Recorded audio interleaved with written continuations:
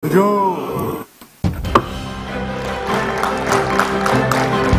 Masih bersama saya Budiman Tanrujo di Satu Meja The Forum. Sudah bergabung bersama saya Oleh Soleh, anggota Komisi 1 DPR dari fraksi PKB. Pak Oleh, malam. Selamat malam. Pak Oleh, saya mau tanya dulu. Besok pasti akan disahkan revisi Undang-Undang TNI meskipun penolakan dari masyarakat sipil, dari Gerakan Nurani Bangsa masih lantang dan mahasiswa masih lantang disuarakan?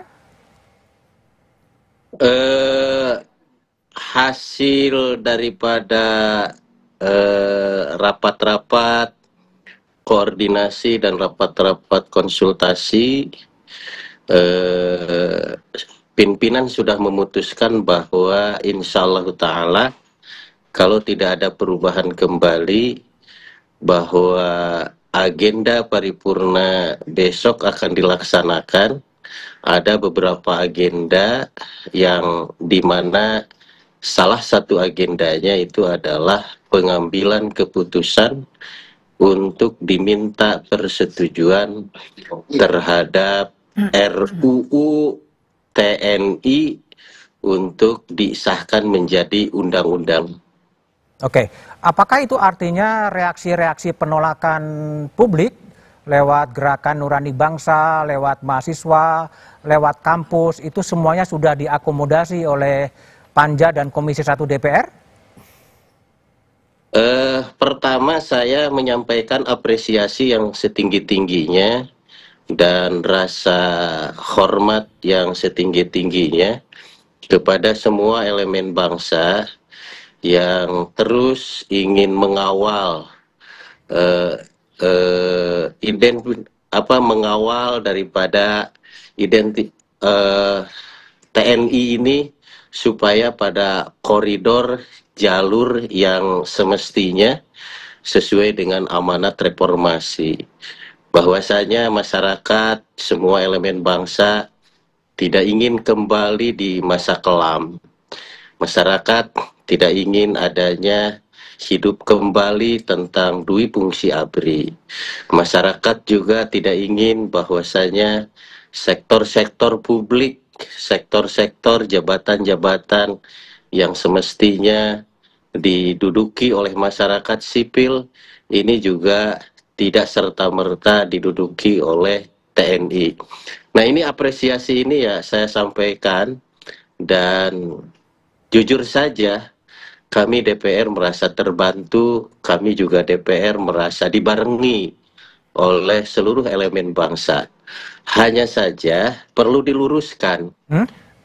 Perlu diluruskan bahwa apa yang menjadi kekhawatiran seluruh elemen bangsa di dalam pembahasan draft RUU Undang-Undang TNI yang masuk ke Panja ini berbeda dengan RUU yang beredar di masyarakat luas. RUU mana sebetulnya yang resmi, yang formal dibahas di Panja itu sebenarnya yang mana?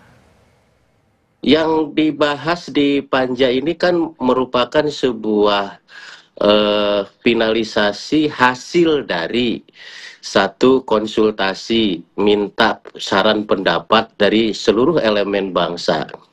Saya jumlahnya kalau nggak salah di atas 15-20 kelompok yang mewakili daripada kelompok-kelompok masyarakat, termasuk diminta saran dan pendapat pandangan dari TNI itu sendiri. Nah, sehingga kami di Komisi 1 ini betul-betul mendengarkan dan menimbang, banyak menimbang bagaimana aspirasi masyarakat ini harus terakomodir di dalam perubahan undang-undang ini gitu. Oke. Di mana itu Mas Oleh yang aspirasi publik yang sudah didengar dan dipertimbangkan dan diakomodasi pada pasal mana? Salah satu contoh misalkan ini juga beredar di publik seolah-olah di naskah akademik misalkan di draft undang-undang yang lama misalkan ini beredar bahwa TNI boleh menduduki jabatan sipil, misalkan kan gitu. Artinya bahwa di sana memiliki makna bahwa Dewi Fungsi ABRI akan hidup kembali, kan seperti itu. Kan begitu kan? Nah, sementara masyarakat kan nggak mau seperti itu. Kalau misalkan dia mau menduduki jabatan sipil, syaratnya adalah keluar atau nonaktif atau pensiun. Nah, sehingga kekhawatiran Dewi Fungsi ABRI ini tidak terjadi. Ini kan aspirasi besar yang ditangkap oleh DPR. Nah, kami mendengar dan kami ikut mengawal hal itu gitu. Jadi sudah didengar ya? Sudah didengar. Bib. Jadi aspirasi Anda Gerakan Nurani Bangsa, Anda yang salah terima informasi atau gimana sih? Jadi perlu kami tegaskan bahwa janganlah masyarakat sipil yang disalahkan, baca draft yang salah, Pak Oleh. Kalau seandainya kami juga tidak pernah diberikan draft resminya yang mana tuh kami tidak pernah diberikan. Teman-teman semua bisa cek sekarang, buka aja dpr.go.id. Ada nggak yang kemarin sudah disahkan? Itu saja tidak ada. Jadi saya sangat berkeberatan kalau ada pihak-pihak seperti Pak Oleh yang bilang bahwa ada salah tuh ngelihatnya draft lama. Ya bagaimana kami bisa memberikan masukan yang wajar seandainya kami juga tidak diberikan informasi yang cukup. Itu satu. Kemudian ada sedikit kesalahan. Sebenarnya kalau dikatakan tidak ada lagi yang bisa menduduki jabatan, pasal 47, lagi-lagi ini draft yang saya terima setelah kasakusuk belaka, dikatakan bahwa bisa tentara aktif itu menduduki jabatan pada kementerian lembaga yang membidangi koordinator dan seterusnya, pasal 47 yang diributkan.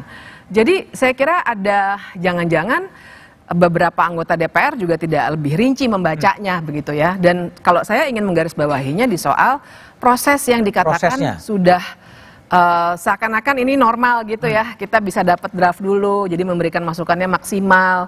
Padahal sampai barusan saya masih berdebat dengan kawan saya, ini draft yang terakhir atau bukan begitu.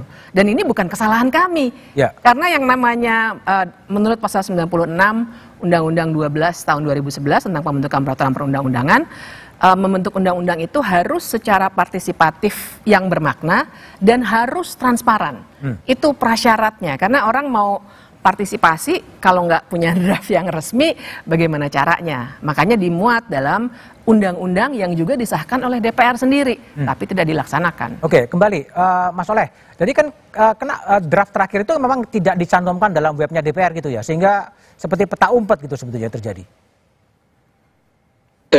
Saya koreksi dulu ya kepada Mbak yang tadi. Saya kan tidak menuduh ataupun tidak menyalahkan terhadap pengawasan dari masyarakat sipil. Tidak, saya tidak. Saya juga tadi mengapresiasi bahwa apa yang dikhawatirkan oleh seluruh elemen bangsa terkait kekhawatiran tumbuh kembalinya Dewi Fungsi ABRI dirasakan juga oleh kami. Nah, dirasakan juga oleh kami. Hanya saja barangkali ini akses data barangkali. Akses data yang tidak didapat oleh seluruh elemen bangsa. Nah, saya tidak mengomentari hal-hal ini karena memang itu bagian daripada kesekretariatan. Tetapi mungkin juga ada pertimbangan lain. Karena ini mungkin sedang bergejolak, banyak multi ditutup dulu gitu ya? Ya, saya supaya aman pembahasannya. Artinya saya tidak menjustifikasi bahwa siapapun ini salah tafsir, salah ini. Yang saya ambil di sini adalah memiliki kekhawatiran yang sama, memiliki tujuan yang sama, memiliki sebuah keinginan yang sama. Bagaimana ABRI independen betul-betul sesuai dengan ruh yang diamanatkan oleh reformasi. Nah, seperti itu. Baik, Pak Oleh. Mas Andi, saya ingin pertanyaan. Ini ada satu yang agak kontradiktif. Pada satu sisi, teman-teman aktivis mengatakan khawatir dengan kembalinya Dewi Fungsi ABRI, dua sisi TNI. Tapi yang mengatakan tidak perlu khawatir. Ini ada sebuah gap pemahaman yang cukup 180 derajat sebetulnya. Apa celahnya sebetulnya di sini nih? Ya kalau saya kasih skenario terburuknya ya. Ya. Jadi misalnya dengan menggunakan metode penempatan dulu, ada TNI aktif sebagai eselon 1 di KKP. Itu tidak merubah pasal 47. Ya. Tapi dikaitkan dengan tugas TNI AL penegakan hukum di laut. Maka ketika menterinya melakukan permintaan ke Panglima untuk menempatkan perwira Angkatan Laut di KKP, celah itu dipakai.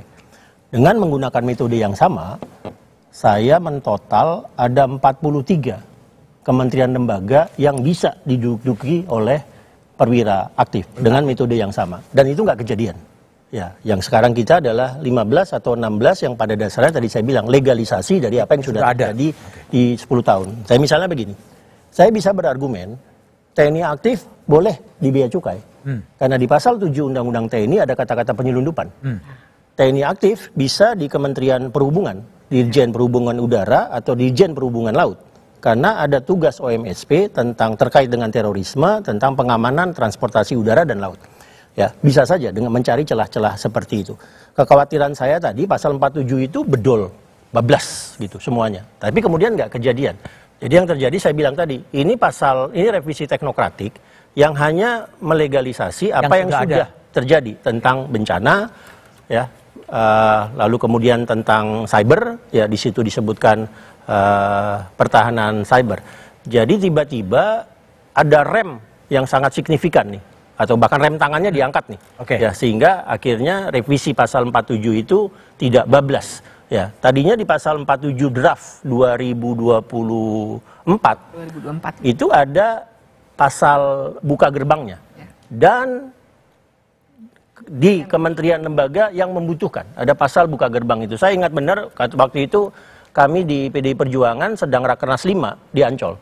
Ya, lalu penutupan Rakernas 5 saya jalan bareng dengan Pak TB Hasanuddin membahas draft itu. Ya, nggak muncul juga di revisi yang ada sekarang. Jadi ada kesadaran untuk ngerem. Ada kesadaran untuk ngerem ya? Ada ngerem itu. Nah pertanyaan saya begini, revisi ini inisiatif DPR. Inisiatif DPR. Pemerintah kemudian mengajukan DIM-nya. Nah, jadi pertanyaan saya, kenapa DPR tidak menggunakan kesempatan ini untuk memperjelas, mempertegas kewenangan DPR yang terkait dengan pengerahan penggunaan TNI misalnya. Misalnya untuk KMSP ya. Untuk KMSP di situ disebutkan pelaksanaan tugasnya nanti harus dilakukan melalui keputusan politik. Sampai hari ini kita tidak tahu keputusan politik dalam bentuk apa. Ya, apakah pemerintah buat PP-nya saja atau pemerintah harus melakukan rapat dengan DPR? Ya, belum lagi pengerahan dan penggunaan TNI untuk operasi perang. Ya, kita juga belum tahu. Jadi misalnya di masa Pak SBY, TNI pernah digelar untuk operasi militer selain perang, Satgas Merah Putih untuk Sandra Somalia, untuk masalah pembajakan kapal Somalia. Saya nggak ngelihat proses di DPR-nya. Di masa Pak Jokowi, TNI juga digelar untuk membebaskan Sandra Filipina Selatan. DPR nggak terlibat. Saya juga nggak ngelihat proses DPR-nya. Jadi baik. kemudian DPR-nya menginginkan peran yang lebih jelas dalam pengerahan penggunaan baik operasi militer ataupun keputusan politik untuk KMSP. Nah, itu yang bagi saya kalau ini inisiatif DPR, mestinya DPR masuk di situ. Tapi dia tidak untuk memperjelas itu. Karena beberapa kali pengerahan atau penggunaan tanpa ada pelibatan DPR sama sekali. Baik, Alan, saya ingin tanya pada Alan ya. Kira-kira kalau ini kemudian nanti disahkan, diketok besok, kira-kira masa depan demokrasi itu akan jadi seperti apa? Karena ada posisi Mahkamah Agung, ada posisi Jaksa Agung yang terbuka peluang itu diduduki oleh TNI, tapi jawabannya setelah jeda berikut ini.